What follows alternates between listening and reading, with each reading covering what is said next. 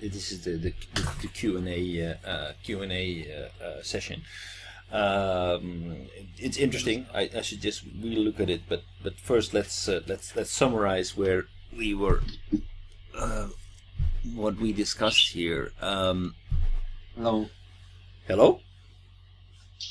It's a while ago. Checking out. Wait. Taka-san should go to the airport today. I see. Where are you going? After I arrived at the airport, he will join it. なるほど。When you arrive at the airport, call me again, okay? お願いします。See you later. Okay. So basically what we discussed here, and we started off like, okay, so things are changing in Europe. There are plans in Europe. Digital Europe is a plan that it stretches all the countries in the EU. China Internet is a plan that stretches the whole of China. But where is the rest of the world? Where is a plan for Japan? Where is the plan for Asia? Where's the plan for the US? There is no plan yet. Looking at the transition, so how are we going to move from the second platform, industrial platform, to the third platform? So the platform being the internet of the third platform being the internet of the transportation internet, the communication internet, and the energy internet. So how are we going to do that, and what is the consequence? Now he's very optimistic, maybe more optimistic than I am, but we will discuss that later in more detail. He says, okay, well, basically what we need to do, if we want to make this zero footprint, this renewable energy feasible, we need to start by actually putting in the infrastructure and putting and transforming everything that we have at the moment and make it more sustainable. That means make housing sustainable, isolation technologies, bringing in more energy from the outside, and actually also making all these houses and buildings little power plants, so they can work more or less autonomously. So the whole idea is that we move away from a situation where we have Kansai Electric and TEPCO to a completely distributed energy platform. So distributed means that basically every building will produce its own energy, and if there is a shortage, they will get energy from the smart grid, and if there is a surplus, they will offer it to the smart grid. So we need to reduce the energy need by isolation and by bringing in technology to reduce the energy consumption of a building. Buildings being the most energy intensive components in our entire economy. That's number one. Buildings use most energy. So that is a huge challenge to do that, and that will create a lot of employment. How are we going to finance that? We're going to finance that by reducing the cost of fossil fuels. So reducing the need for energy will give us enough budget to go through that transformation. Again, I think that is rather optimistic, but yes, especially in the latter stages, because if we manage to make a transition from fossil fuels to renewable energy, then the prices of energy will also drop dramatically. And once we reach a critical mass, so then the question is, okay, how is that going to end up? There will be a point where basically the prices of our energy will be so low that it will not generate enough budget for efficiency. I think. Edo-san, Hi. Distributed power supply system, Right, is not good for the current power company because they lost revenue. Exactly.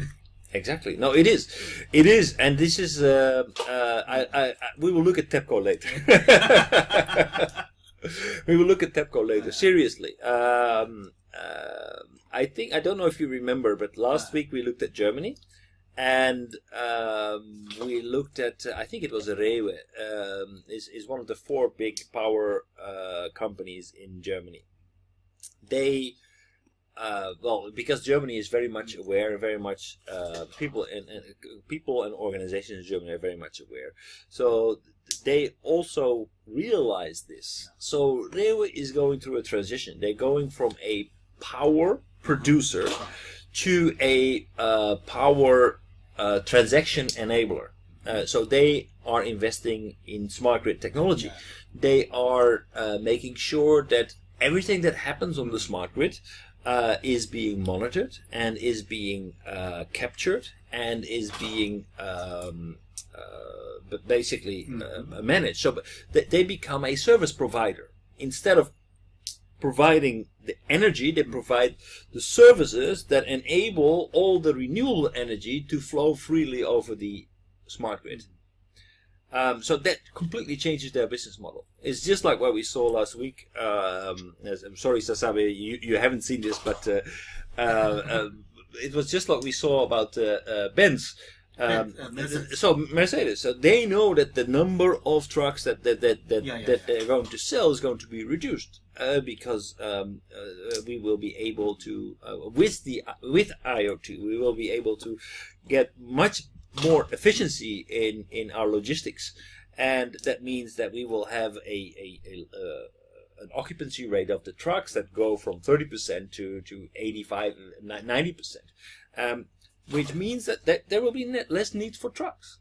If that is so, then basically that will have a big impact on Daimler-Benz. So what they are doing is they are installing all this technology into their trucks, and not only in the trucks, but also the technology that captures all the data that's being collected and give it back to the people who own these trucks. So they actually provide new services that will help their customers to do their business better.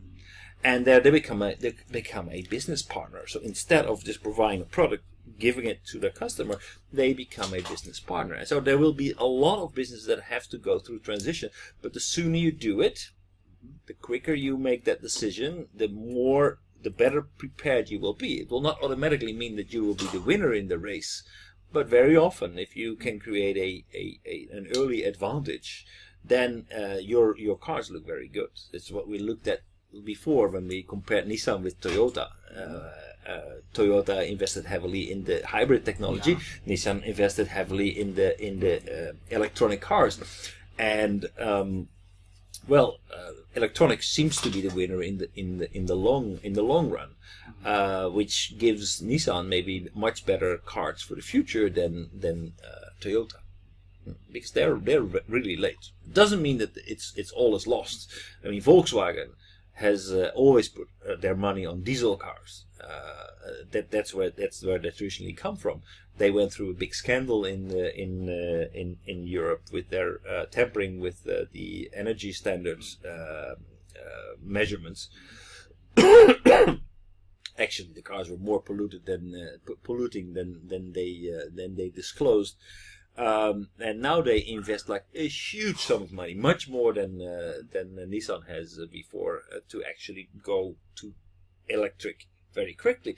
One of the reasons also being is that in Germany, after, I'm not really sure what the year was, but you cannot sell cars anymore that use fossil fuels.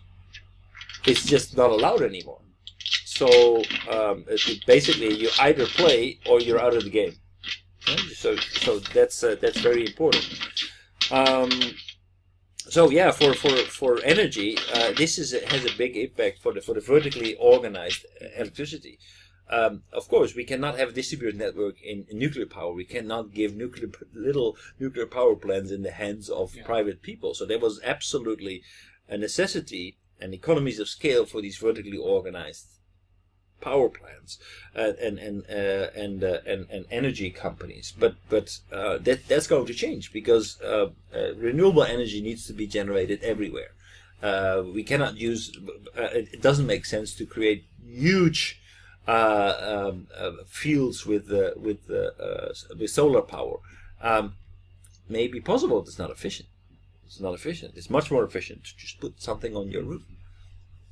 And with the prices going down and Moore's law taking place, we are much better capable of reducing the price, storing energy, using the smart grid to actually exchange the energy, so that the prices are going down very quickly. Well, more about that later. I have attention to the Carlos Ghosn because Nissan Renault Group has two companies. One is a Japan domain, and the other is a Europe domain. Right. Carlos Ghosn could manage Japanese advantage, European advantage.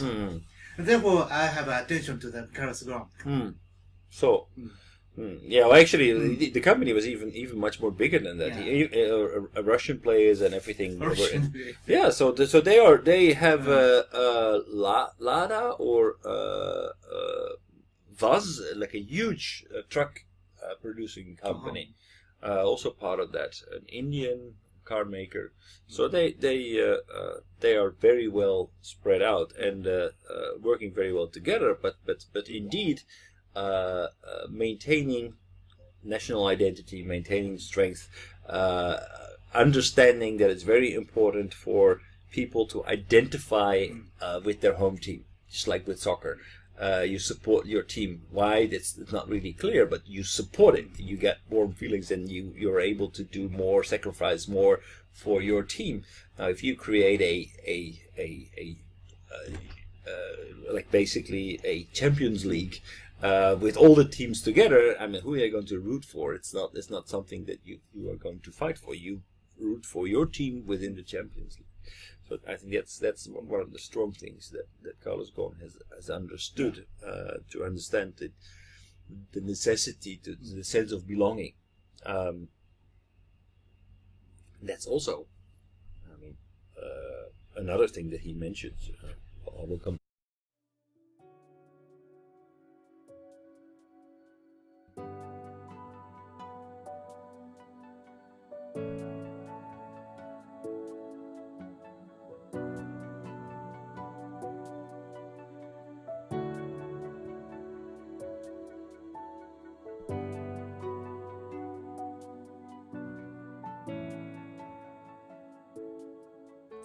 はい、皆さんこんにちは、雲野です。今日はですね、雲野塾の研修のプログラムをご紹介したいと思います。で、こういうふうなホームページありますけれども、ぜひですね、一度中身をご覧になっていただきたいと思います。今日はブーキューブさんのスタジオに来て、この収録をしておりますので、中身はこういうふうになってて、今最近ホットなね、グローバルリーダーの定義など書いてあります。で、特に経団連が作成しました留学すれば英語ができて専門性を持つというだけではですね、グローバルリーダーになれないとここに書いてありますようにですね、仕事ができる、専門性を持つ、英語ができるだけじゃなくてですね、私どもの塾ではリベラルアースということと、それからもう一つは孫子の兵を、さらにはですね、日本の歴史というものを合わせて教えることによって、皆さんが海外の欧米の方々と、もしくは華僑圏の方々と正々堂々と渡り合えるような人物を育成しようというふうなことを考えています。ここに次のスライドが出ておりますけれども、ここに書いてありますのはですね、さらに、私どもの雲野塾の中身につきましてはですね、欧米の資料しか使っておりません。また実際に雲野塾は英語でやっておりますので、英語の講師がこう話しておりますけど、学習はですね、日本の歴史をまだ教えてますので、学習の午後はですね、日本のプログラムをしております。で、以前はこれ有料だったので、今はですね、実際に会場費も取っていただいておりませんで、毎回5000円ということで、朝9時から午後5時までやっておりますので、ぜひ皆さんですね、ご検討の上ご参加いただければと。英語のできない方もですね、学習の午後こういうふうな研修をしておりますので、ぜひご参加いただければというふうに思っておりますので、よろしくお願いします。で、ここにさらにですね、グループ討議とか実務の勘どころを教えると書いてありますけど、実際には私が10年ほどですね、欧米の新聞とか雑誌等をですね、集めてきた、もともと英語のベースでございますので、そうしたものをですね、50セッションのテーマに分けて資料作成しております。そういうことで、世界のオペレーション、もしくはカントリーリスクも含めてですね、しかも世界のトップの方々に対しても、いろいろな分析とか洞察をしてですね、議論をしております。そういったことも含めてですね、今後ともよろしくお願いしたいと思います。で以上で私の挨拶を終えますが、今回のこのビデオの収録にあたってはですね、V キューブさんのスタジオをお借りしてですね、お時間を頂戴して、このビデオを作成させていただきました。よろしくお願いします。どうもありがとうございました。